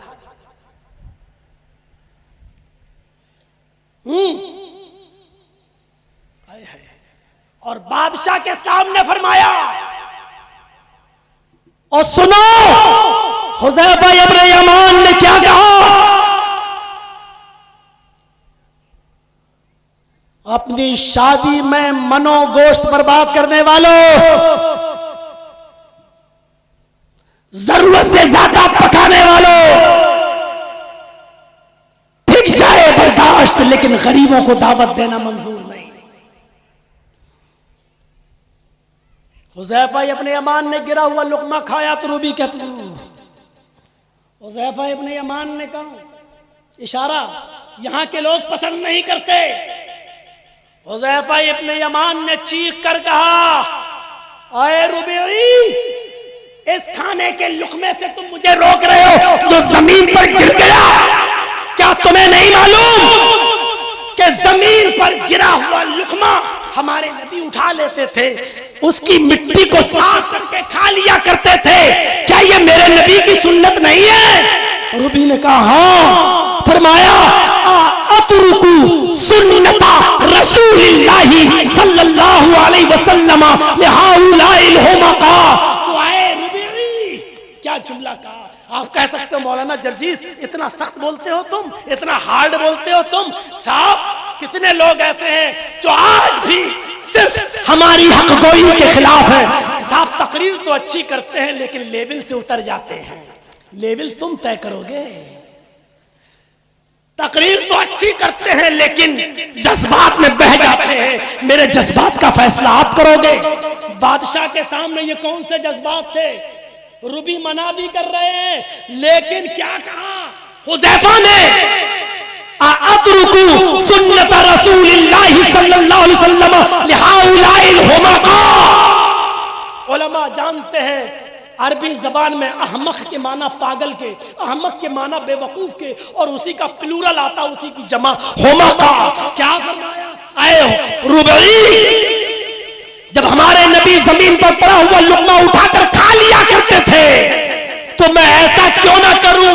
क्या मैं इन बेवकूफों के लिए, बादशाह के सामने बादशाह से कह रहे हुमका, क्या मैं इन बादशाहों, इन बेवकूफों के लिए, इन पागलों के लिए, इन पागलों की वजह से, इन बेवकूफों की वजह से अतरुकु सुन्नत रसूलिल्लाह, क्या मैं रसूलुल्लाह की सुन्नत छोड़ दूं? क्या मैं रसूलुल्लाह की सुन्नत छोड़ दूं इन पागलों के लिए, इन बेवकूफों के लिए? ये थे हमारे सहाबा, ये थे हमारा ईमान, ये था रसूल की सुन्नत से मोहब्बत करने वालों का जज्बा। कि बादशाह के सामने और किसरा के सामने कह रहे हैं तुम तो मौलवियों के सामने भी सुन्नत रसूल पर बुलडोजर चलाते हो यार। तुम तो मौलवियों के सामने सुन्नतों पर छुरियां चलाते हो दोस्तों। तुम तो शादियों में पर्दे के ताल्लुक से, अभी आपने कासमी साहब की बड़ी मुफस्सल तकरीर सुनी, कौन अमल कर रहा है? कौन देख रहा है? क्या किया जा रहा है? कौन सी चीज है आज? हम तसव्वुर तो करें, गौर तो करें। हम किसना से कहा जा रहा है अतरुकु सुन्नत रसूलिल्लाहि सल्लल्लाहु अलैहि वसल्लम लिहाउलाइल हुमका। क्या मैं इन पागलों के लिए, क्या मैं इन बेवकूफों के लिए सुन्नत रसूल छोड़ दूं? आप अपनी औलाद को जमीन पर गिरा हुआ लुकमा नहीं खिलाओगे, आप जमीन पर गिरा हुआ लुकमा खाना पसंद नहीं करेंगे और सीधे एक ही जवाब देंगे, जर्जी साहब हम 21वीं सदी में जी रहे हैं, जमाना बहुत तरक्की कर चुका है। आप ये कहोगे कि आज के जमाने में हम अब डाइनिंग मेज पर खाना खा रहे हैं साहब, दो जानू बैठकर खाना खाने का रवाज खत्म हो चुका है। मेरे भाइयों, आप कितनी ही तावीलें कर ले, लेकिन हकीकत यह है कि आज हम एक एक सुन्नत को पीछे छोड़ते चले जा रहे हैं। आज हमें किसी चीज से मोहब्बत नहीं रह गई है। हजरत अब्बास रजी अल्लाह ताला अन्हु का वो परनाला जो मस्जिद नबवी के छत से लगा हुआ था, एक बार हजरत अब्बास के घर में कुछ मेहमान आए, उन्होंने कबूतर ज़िबा कर दिए, कबूतर का खून उस छत के ऊपर रह गया। एक दिन बारिश हुई और कबूतर का खून उस कच्ची जमीन से उछल गया और परनाले से बहता हुआ मस्जिद नबवी में गिर गया। हजरत सहाबा किराम जो मस्जिद नबवी में नमाज पढ़ रहे थे, परनाला का पानी मस्जिद नबवी में गिर रहा था और परनाले के पानी से खून, वो कबूतर का खून जो सनकर निकला, उस खून से कुछ सहाबा के कपड़े खराब हो जाते हैं। सहाबा ने शिकायत की, हजरत अब्बास नजरअंदाज कर देते हैं। हजरत उमर फारूक का दौरा हुआ मदीने में, लोगों ने हजरत उमर से शिकायत की कि इस परनाले से हमें तकलीफ है, इस परनाले से बरसात के दिनों में पानी टपकता है और एक बार तो कबूतर का खून तक आया और मस्जिद नबवी में गिरा, जिससे नमाजियों के कपड़े खराब हो जाते हैं। आपने हजरत अब्बास को बुलवाया, हजरत उमर ने, लेकिन वो नहीं मिले। 1 2 3 दिन इंतजार किया लेकिन वो नहीं आए। फरमाया कि मैंने अब्बास का कई दिन इंतजार किया, वो नहीं आ सके, परनाला तोड़ दो। हाकिम वक्त का हुक्म है, अमीरुल मोमिनीन का हुक्म है, परनाला तोड़ दिया गया। हजरत उमर दूसरे शहर में चले गए। मदीने की अदालत में गवर्नर थे, हाकिम थे उबई इब्न काब। हजरत अब्बास ने देखा मेरा परनाला तोड़ दिया, पूछा किसने? कहा साहबा ने। किसके हुक्म से? उमर फारूक के हुक्म से। हजरत उबई इब्न काब ने अमीरुल मोमिनीन के खिलाफ मुकदमा दायर कर दिया। हजरत अब्बास ने उबई इब्न काब की अदालत में नोटिस चाहता है। हजरत उमर को कोर्ट में हाजिर होना पड़ा, मदीने की अदालत में हाजिर होना पड़ा। हजरत अब्बास भी हाजिर होते हैं।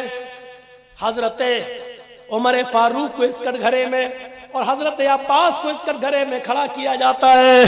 पूछा जाता है, हजरत उमर से कहा जाता है कि बताइए, कहा सुनिए मैं अमीरुल मोमिनीन उमर फारूक। आवाज आती है उबई इब्न काब की अदालत से, मैं यहाँ का हाकिम हूँ, जज हूँ और इस अदालत में सब मुजरिम की हैसियत से आते हैं। आपकी जबान से अमीरुल मोमिनीन का जुमला अच्छा नहीं लग रहा है, आप इस जुमले को वापस लीजिए।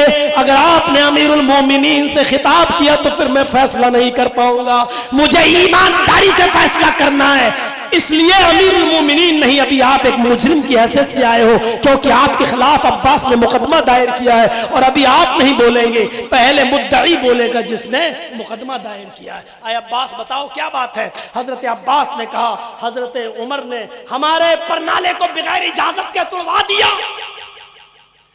कहा आए उमर अब तुम बोलो। हजरत उमर ने कहा मैंने इनका 3 दिन इंतजार किया, ये नहीं आए, तब तोड़ने का हुक्म दिया।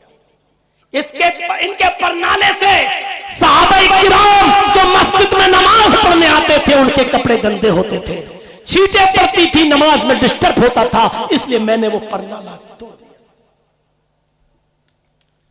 आए अब्बास कुछ कहना चाहते हो?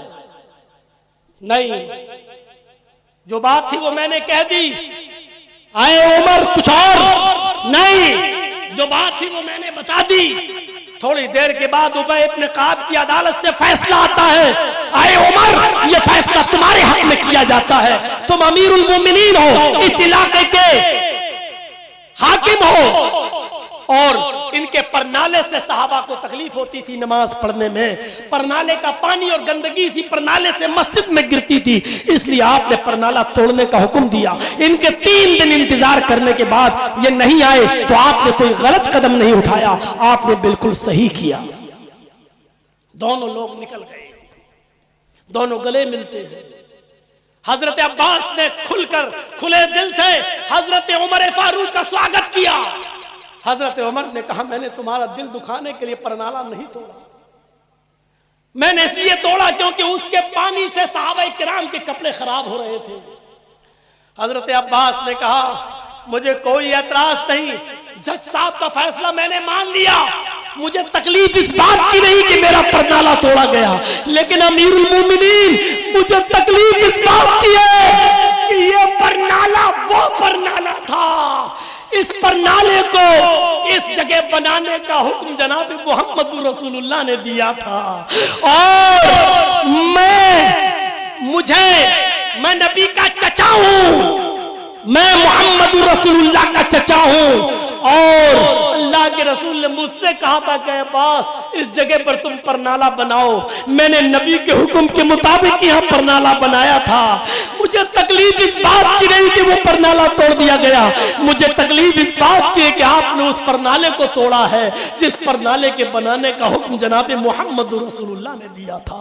हजरत उमर ने ये सुना तो वही आंखों में आंसू आ गए, रोने लगे, गिड़गिड़ाने लगे। उबय इब्न काब से कहते हैं, अब आपने फैसला गलत सुना दिया है, उतरिए आप कुर्सी से। हजरत उमर उस कुर्सी पर बैठते हैं और कहते हैं कि अब सच्चा फैसला मैं सुनाता हूं, परनाला उसी जगह पर बनेगा जिस जगह से मैंने तुड़वाया है, और अब्बास मुझे सीढ़ी बनाएगा, मेरे कांधों पर सवार होगा, और वो अब्बास मेरे कांधे पर खड़े होकर उसी जगह परनाला बनाएगा जिस जगह से परनाला मैंने गिरवाया है। क्योंकि ये परनाला कोई मामूली परनाला नहीं था, ये वो परनाला था जिसको मोहम्मद रसूलुल्लाह ने बनवाया। उमर की क्या बचाव जो उस परनाले को गिरा सके, उसको तोड़ने का हुक्म दे सके। और फिर सारे जमाने ने देखा हजरत अब्बास हजरत उमर के कांधों पर सवार हुए और उसी जगह परनाला बनाया जिस जगह से तोड़वाया था। ये मोहब्बत का कौन सा मायार था, ये मोहब्बत का कौन सा पैमाना था।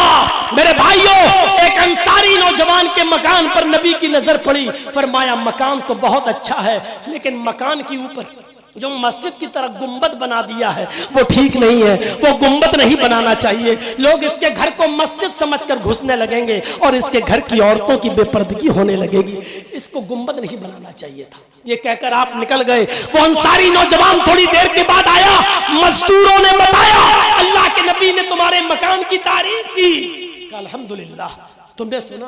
हाँ, लेकिन फरमाया कि मकान के ऊपर गुंबद नहीं बनाना चाहिए था। क्यों? अल्लाह के नबी ने फरमाया कि गुंबद लोग देखेंगे तो मस्जिद समझेंगे और इसके घर में घुसेंगे तो इसके घर की माँ बहन बेटियों की कहीं बेपर्दगी ना हो, इसलिए गुंबद ठीक नहीं है। उसने कहा मेरे मकान को तोड़ना शुरू करो। कहा क्या? पूरा बन चुका? कहा ऊपर से तोड़ो। पूरा मकान तोड़वा दिया। कहा आप ऐसा क्यों कर रहे हैं? सिर्फ ऊपर का गुंबद तोड़वा देते, मकान पूरा का पूरा बना रहने देते। उन्होंने कहा पूरा मकान तोड़ो। उस अंसारी नौजवान ने पूरा का पूरा मकान तोड़वा दिया। फरमाया पूरा का पूरा मलबा उठाकर कचड़े में फेंक दो, अब यहाँ जो ईंटें लग चुकी हैं वो ईंट अब दोबारा नहीं लगेगी। कहा क्यों? कहा फरमाया पता नहीं अल्लाह के नबी ने इस मकान से जब नजर नीचे डाली है तो पता नहीं नबी की नफरत भरी नजर मकान की किस ईंट के ऊपर पड़ी है, मुझे नहीं मालूम। अब वो ईंट ही इस मकान में बाकी नहीं रहेगी जो मेरे मकान के अंदर लगी हुई है। मैं पूरे के पूरे मलबे को फेंक देता हूँ, अब इस मकान को बनाने के लिए दूसरी ईंटें आएंगी। मेरे भाइयों, पूरा का पूरा मकान तोड़वा दिया गया। पूरा का पूरा मकान, और तोड़वाया ही नहीं बल्कि उस मलबे को बहा दिया गया। मेरे नबी की नफरत की नजर पता नहीं किस ईंट के ऊपर पड़ गई हो। ये मोहब्बत का कौन सा पैमाना था, ये मोहब्बत का कौन सा आइडियल था, ये मोहब्बत का कौन सा मायार था। मेरे प्यारे साथियों, हमें और आपको गौर करना चाहिए और सोचना चाहिए। फिर वही आयत पे आ जाइए, कुल इन काना आबाउकुम व अबनाउकुम व इख्वानुकुम व अज़वाजुकुम व अशीरतुकुम व अम्वालुन इक़्तरफ़्तुमूहा व तिजारतुन तख्शौना कसादा व मसाकिन तरज़ौनहा फतरब्बसू हत्ता याती अल्लाहु बिअमरी। इन तमाम चीजों से ज्यादा अगर तुम्हें अल्लाह और उसके रसूल से ज्यादा मोहब्बत है तब तो ठीक है। अगर अल्लाह और उसके रसूल की मोहब्बत इन चीजों से कम हो गई और इनकी मोहब्बत ज्यादा हो गई तो इंतजार करो अल्लाह की तरफ से आ जाने वाले आजाब का, इंतजार करो अल्लाह की तरफ से आ जाने वाली मुसीबत का। हम अपने मुआशरे में और समाज में गौर करके देखें हम क्या खत्म करा पा रहे हैं। अखाड़ा मत बनाइए इस दीन को। अल्लाह ने कहीं नहीं कहा आबा वजदाद से मोहब्बत मत करो। फिर आइए कुल इन काना आबाउकुम व अबनाउकुम व इख्वानुकुम व अज़वाजुकुम व अशीरतुकुम व अमवालुन इक़्तरफ़्तुमूहा व तिजारतुन तख्शौना कसादा व मसाकिन तरज़ौनहा अहब्बा इलैकुम मिनल्लाहि व रसूलिहि व जिहादिन फी सबीलिहि हत्ता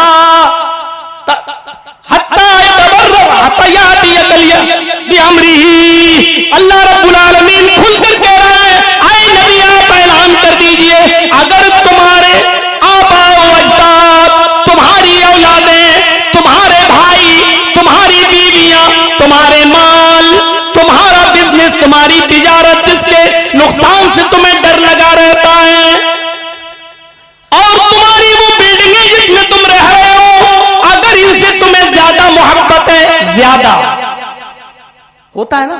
एक आदमी अगर आपकी घड़ी पर नजर डाले जो सोने की आप पहने, हालांकि हराम है मर्द के लिए, मत नहीं पहन सकता सोना इस्तेमाल, लेकिन मैं एक मिसाल दे रहा हूं। सोने की घड़ी पर नजर पड़ी और 4 डक उचक्कों ने आपको पकड़ लिया, ए घड़ी उतार। ना साहब नहीं, सोने की घड़ी हम नहीं देंगे। नहीं देते हो, निकाला रामपुरी, दे रहा या नहीं दे रहा? सोन अगर नहीं देता तो हम पूरा हाथ काट डालेंगे। अब यहां 2 चीजें हैं, घड़ी भी प्यारी और हाथ भी प्यारा, लेकिन यहां कुर्बानी देना पड़ रही है किसी एक चीज की। तो अक्लमंद इंसान कौन है? अक्लमंद इंसान वो है जो घड़ी दे दे और हाथ बचा ले, जबकि मोहब्बत घड़ी से भी है और हाथ से भी है। लेकिन आप जानते हैं कि हम जहां मौजूद हैं वहां हम बचेंगे नहीं, या तो घड़ी या फिर हाथ, और हाथ गया तो घड़ी भी जाएगी और हाथ भी जाएगा। इसलिए अक्लमंद इंसान वो है जो घड़ी उतार के दे दे और अपना हाथ बचा ले। कुरान कहता है, अल्लाह बताता है कि यही मोहब्बत अल्लाह और उसके रसूल से होनी चाहिए। अगर आप अजदाद की मोहब्बत और रसूल की मोहब्बत दोनों में से टकराव हो जाए और एक की मोहब्बत कुर्बान करना पड़े तो बाप की, दादा की मोहब्बत को कुर्बान कर दो, लेकिन अल्लाह और उसके रसूल की मोहब्बत को कुर्बान न करो। हजरत अबू बकर सिद्दीक रज़ियल्लाहु ताला अन्हु ये जंगे बदर में नबी अकरम के साथ लड़ रहे थे और अबू बकर सिद्दीक का बेटा अबू जहल का साथ दे रहा था। उलमा से पूछो, जंगे बदर बड़ी अजीब जंग थी। एक भाई नबी का साथ दे रहा है तो दूसरा भाई अबू जहल अबू लहब का साथ दे रहा है। अगर बाप नबी के साथ है तो बेटा काफिरों के साथ है। अबू बकर सिद्दीक खुद नबी के साथ है लेकिन उनका बेटा काफिरों के साथ है। बहरहाल जंग खत्म हो जाती है और एक दिन अल्लाह ने अबू बकर के बेटे को भी इस्लाम की दौलत से माला माल कर दिया। एक दिन खाना खा रहे हैं बाप और बेटे दोनों, बेटा भी इस्लाम ला चुका है, माँ भी बैठी हुई है, अबू बकर सिद्दीक की बीवी भी बैठी हुई है। बेटे ने जिक्र किया, माँ जी बाप अब्बू बाल बाल बच गए जंगे बदर में, लड़ते हुए हमारे पास आ रहे थे और मैं काफिरों का साथ दे रहा था। मेरी तलवार उठी, इन्होंने ऊपर उठ के देख लिया, मैंने देखा ये मेरा बाप है, मैंने इशारा किया भागो यहां से, हटो, मर जाओगे बेटे की तलवार के नीचे आ रहे हो, हटो जल्दी। हटा दिया। अम्मी ये कई मर्तबा मेरी तलवार के नीचे आए, मैं नहीं जानता था कौन, जैसे ही मैं तलवार चलाने लगता था यूं ऊपर गर्दन उठा के देख लिया करते थे। मैं देखता था ये मेरा बाप, मैं छोड़ देता था, हट जाओ जाओ यहां से, मैं नजरें चुरा लिया करता था। मैंने बचा लिया, ना आज तुम बेवा हो गई हो। अबू बकर सिद्दीक मुस्कुराते हैं। लीजिए कर दीजिए, हमको तो नहीं मालूम कहाँ का है। यही का, इसी गांव का जनवार। जनवार बिन इस्माइल। देखिए, जनवार बिन इस्माइल का बेटा गुम हो गया है। वालिदैन परेशान हैं, जिनको मिल जाए वो राजू की चक्की के पास स्टेज पर आ जाए। जनवार इस्माइल साहब का बेटा है। जनवार कैसे नाम रखते हैं यार, जनवार। चलिए जो भी, जनवार इब्न इस्माइल। 4 घंटे से बच्चा गायब है। जिसको भी मिले वो राजू की चक्की के पास, स्टेज के पास पहुंचा दे। तो बाप मुस्कुराए, अबू बकर सिद्दीक मुस्कुराए। कहा कि बेटे, तुमने अपनी मां को बड़ा खुश कर दिया कि हमने छोड़ दिया, लेकिन ये कभी सोचा कि मैं बार बार तेरी ही तलवार के नीचे क्यों आ रहा था? बाप ने कहा, बेटे ने कहा, हाँ अब्बू, ये तो पता ही नहीं, आप बार बार मेरी तलवार के नीचे क्यों आ रहे थे?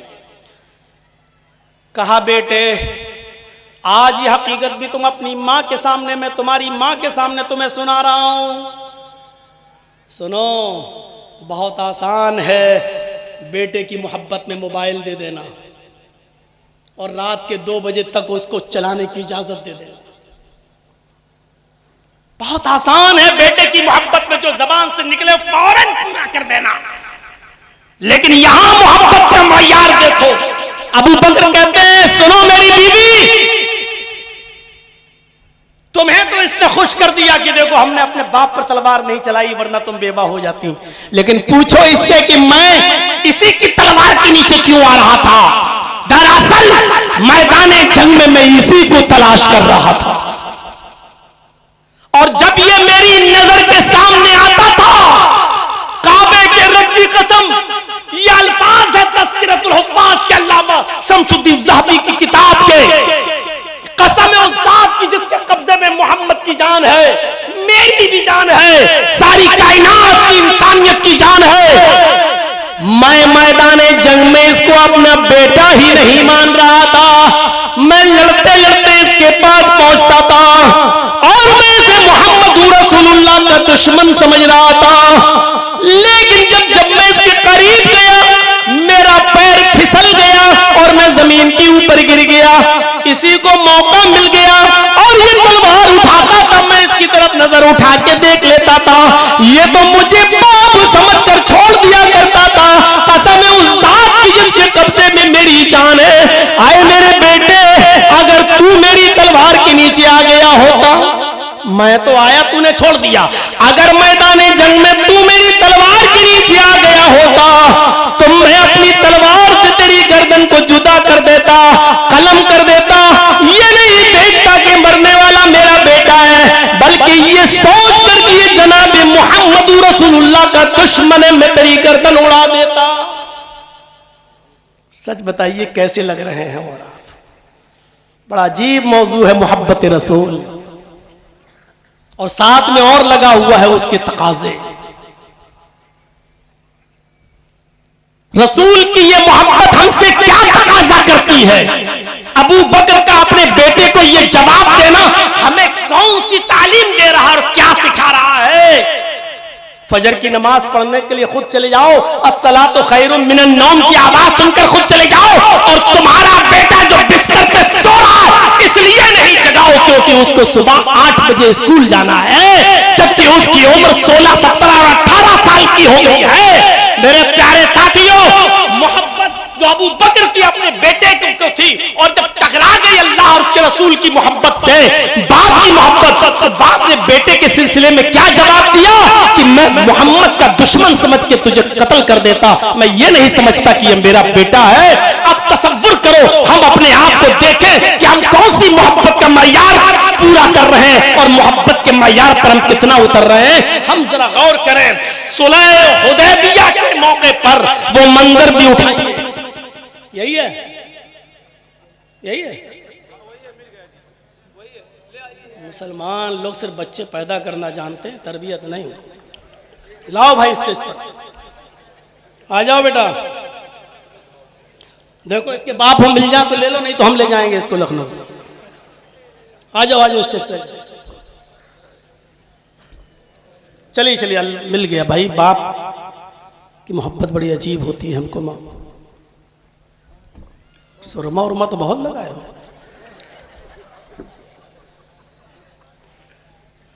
ठीक है, चल कहीं सो गया था बेचारा। चले तो मेरे भाइयों, उर्वा सुलह हुदैबिया के मौके पर, देखिए मोहब्बत देखिए, सुलह हुदैबिया के मौके पर जब सारी बातें तय हो गई, जब उर्वा मक्का लौट कर आता है, काफिरों से मिलता है, अपने काफिरों के सरदारों से क्या कहता है, आए काफिरीने मक्का। उर्वा का बयान सुनो, बुखारी शरीफ की रिवायत के मुताबिक उसने कहा है, मक्के वालों, लात उज़्ज़ा की कसम, मनात की कसम, जिनकी वो इबादत करते थे, लात उज़्ज़ा और मनात की कसम, बदुस्वा यऊस यऊक नसर की कसम।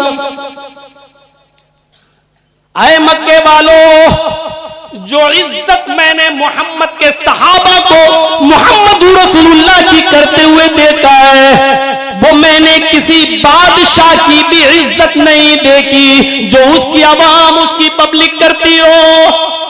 मैंने देखा हुदैबिया के मकाम पर उर्वा ने जो मंजर देखा, वो मक्के के काफिरों, रईसों, सरदारों से बयान कर रहा है। कह रहा है कि आए मक्के के काफिरों, छटपटाओ नहीं भाई।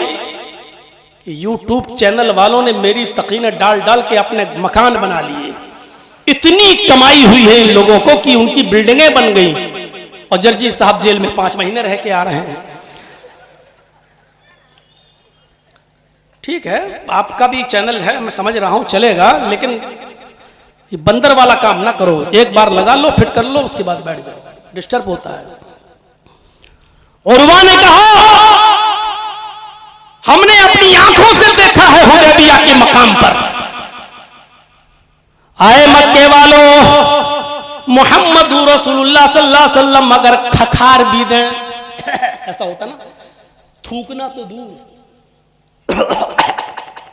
जैसे ही हमने देखा मोहम्मद इब्ने अब्दुल्ला को अगर वो खखार भी दें, तो मोहम्मद के दीवाने, मोहम्मद के सहाबा मोहम्मद रसूलुल्लाह के मुंह के करीब चले जाते हैं और हाथ फैला देते हैं कि रसूलुल्लाह सल्लल्लाहु अलैहि वसल्लम अपने मुंह में जो खखार हुई, जो बलगम आया, जो थूक आया, वो थूक में नबी जमीन पर थूकना चाहते हैं, लेकिन मोहम्मद के दीवाने उस थूक पर पहले टूट पड़ते हैं और उस थूक को अपने हाथों में लेकर वो मलकर अपने जिस्म पर मलना शुरू कर देते हैं।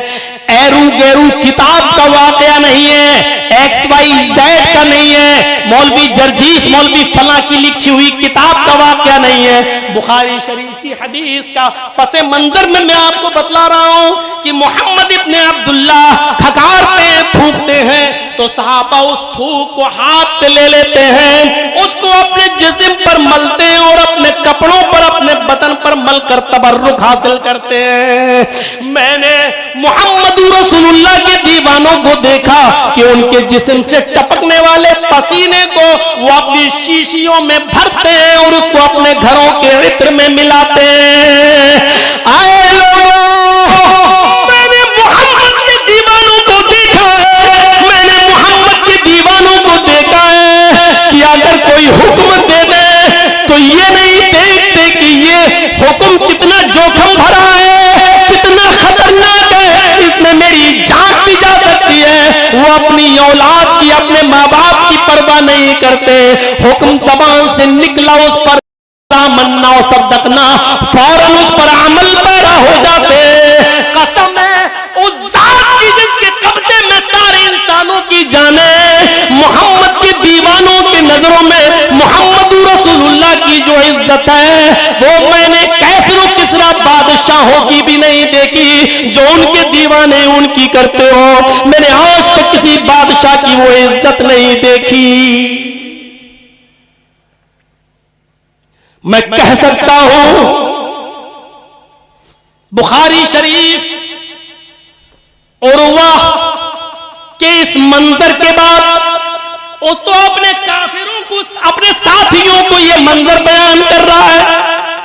मैं ये कह सकता हूं बुखारी की इस रिवायत के मुताबिक उल्टा बिल्कुल, कि हमने जितनी सुन्नतों की तौहीन मोहम्मद रसूलुल्लाह की हदीसों पर चलाए गए बुलडोजर, नबी की सुन्नतों का मर्डर, शादियों में, ब्याह में, रहन सहन में, उठने में, बैठने में, लेटने में, सोने में, जागने में, खाने में, पीने में, शादियों में, ब्याहों में, जितने आज हम अपनी जिंदगी में जो जिंदगी गुजार रहे हैं, अब जिंदगी के हर शोबे में जितनी सुन्नतों पर बुलडोजर हमने चलाए हैं और जितनी नबी की सुन्नतों की तौहीन हमने की है, हम मुसलमानों ने की है, मेरे भाइयों मैं डंके की चोट पर कह सकता हूं इतना सुन्नतों का मजाक काफिरों ने भी नहीं उड़ाया है, इतना सुन्नतों का मजाक यहूदी और ईसाइयों ने भी नहीं उड़ाया है जितना सुन्नतों का मजाक और जितना नबी अकरम सल्लल्लाहु अलैहि वसल्लम से की सीरत का मजाक हमने और आपने उड़ाया है।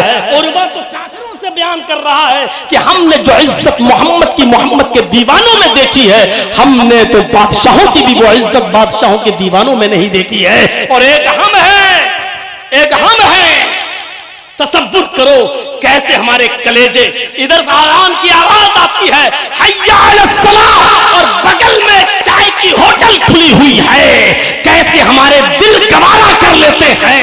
यहाँ हय्या अलस सलाह की आवाजें आ रही हैं और यहाँ मेरे भाइयों बारात आई हुई है 200-250 आदमियों, 300 आदमियों की, और उस वक्त उनको नाश्ता चल रहा है, बगल में मस्जिद है, इमाम नमाज पढ़ा रहा है, वो आएगा तो निकाह पढ़ाएगा, लेकिन ये बाराती नाश्ता कर रहे हैं। क्या हय्या अलस सलाह की आवाज इनके लिए नहीं थी? मेरे भाइयों बुखारी शरीफ की हदीस है, हजरत आयशा बयान करते, हजरत अनस बयान करते हैं, मैंने हजरत आयशा को देखा, नबी की बीवी को देखा कि अल्लाह के नबी अपनी बीवी आयशा की रात पर उनकी गोद में सर रखकर सो रहे होते हैं और हंसी मजाक कर रहे होते हैं, प्यार भरी बातें कर रहे होते हैं, अपनी बीवी के सर पर लेटे और रात पर लेटे हुए और उनसे गुफ्तगू कर रहे होते हैं। हजरत आयशा बताती है, बयान करती है कि अल्लाह के नबी जब मेरी रात पर मेरी गोद में सर रख कर लेटते थे और मुझसे गुफ्तगू करते थे तो ऐसा लगता था कि मुझसे ज्यादा किसी से मोहब्बत ही नहीं करते, मुझसे ज्यादा किसी से प्यार ही नहीं करते। अचानक हजरत बिलाल की आज़ान की आवाज नबी के कानों में पड़ती, अल्लाहु अकबर, अल्लाहु अकबर, जैसे ही आवाज नबी के कानों में आती, हजरत आयशा बयान करती है, बुखारी की रिवायत है कि आज़ान का जुमला आते ही वो मुझे धक्का देते, वो मुझे गिरा देते, वो मुझे धुतकार देते, वो मुझे अपनी गोद से सर हटाकर हाथों से धक्का दे देते, मैं डिस्बैलेंस हो जाती, मैं इधर से उधर हो जाती, कुएं की तरफ पड़ते, वुजू बनाते, फिर पूरे वुजू तक मेरी तरफ नजर उठा के नहीं देखते और सीधे हुजरे से निकलते मस्जिद नबी में दाखिल हो जाते।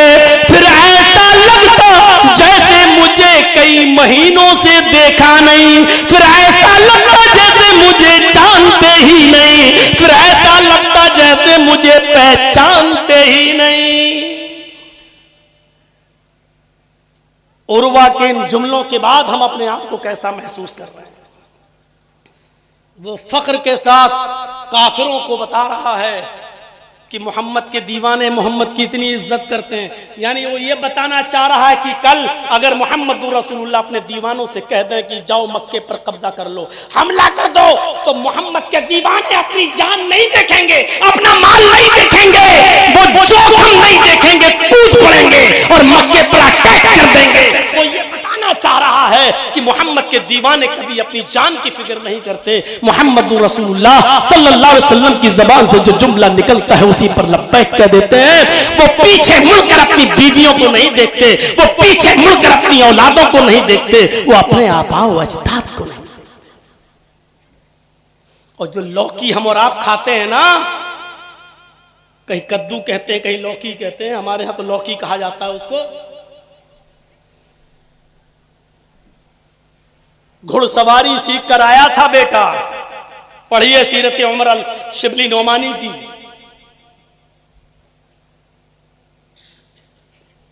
घुड़सवारी करके तलवार चलाना सीख रहा था उमर फारूक का बेटा, और घर में आया पसीना बहाते हुए, अब्बू भूख लग रही है, क्या पका हुआ है? कहा बेटे रखा हुआ है, खा लो।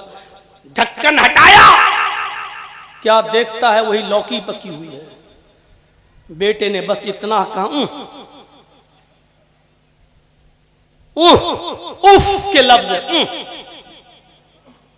ये भी कोई खाने वाली चीज है? पूरा नहीं कह पाया था, ये भी कोई खाने वाली? ऐसे अपने बाप को देखते हुए, ये भी कोई खाने वाली? बस इतना ही कह सका था। क्या देखता है कि हजरत उमर फारूक के हाथ तलवार की मियान पर हरकत कर रहे हैं। वो उमर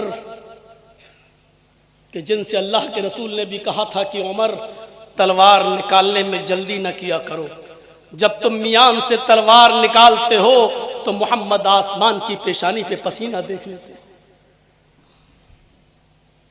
बेटे ने कहा नहीं मैं खा रहा, और पेट भर के खाना खाया। और जब लौकी पेट भर के खा लिया, अपनी औलाद की फरमाइशें पूरी करने वालों, अब तो ऑनलाइन आ जाता, बर्गर आ जाता, पिज्जा आ जाता, नहीं ये नहीं खाएंगे, ये भी कोई खाने वाली चीजें हैं। हजरत उमर ने तलवार की मियान पर हाथ हरकत करने लगे। बेटे ने कहा खा, पूरा खाया। लेकिन इसके बाद हजरत उमर ने कहा बेटे खा लिया? कि हाँ। क्या है ये मालूम है? अद्दुब्बा, अरबी में लौकी को दुब्बा कहते हैं, अद्दुब्बा।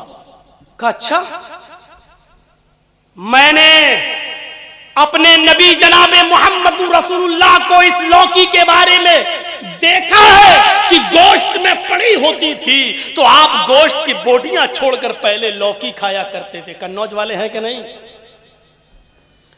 सुने 2 बजे से लेकर शाम को 7 बजे तक रोका रखे आज वो हमें। बड़ी इज्जत की बेचारों ने हमारी, बड़ी खातिरी की, लेकिन पैसे के गुरूर में चकनाचूर मत हो जाना। और कोई भी पैसे वाला चकनाचूर ना हो। हजरत उमर फारूक के जुमले सुनो। कहा बेटे मैंने अपने नबी को देखा गोश्त छोड़कर लौकी के, दुब्बा के, कद्दू के टुकड़े उठा उठा कर नबी अकरम सल्लल्लाहु अलैहि वसल्लम खा रहे हैं। ये लौकी मेरे नबी की सुन्नत है, मेरे नबी इसको पसंद किया करते थे। जबकि आपने कहा नहीं कि तुम भी खाओ, सिर्फ नबी को पसंद थी। आपने ये नहीं कहा कि तुम भी खाओ। ये लौकी मेरे नबी को पसंद थी, मेरे नबी इसको पसंद किया करते थे। आइंदा अगर इस लौकी से तुमने मुंह चिढ़ाया, लौकी खाने से अगर मुंह बनाया, काबे के रब की कसम मैं अपनी तलवार से तेरी गर्दन उड़ा दूंगा। ये सोचते हुए कि ये मेरे बेटे की नहीं, मोहम्मद रसूलुल्लाह की पसंद से नफरत करने वाले की गर्दन है, नबी की सुन्नत से नफरत करने वाले की गर्दन है, मैं ये सोच कर तेरी गर्दन उड़ा दूंगा। मुसलमानों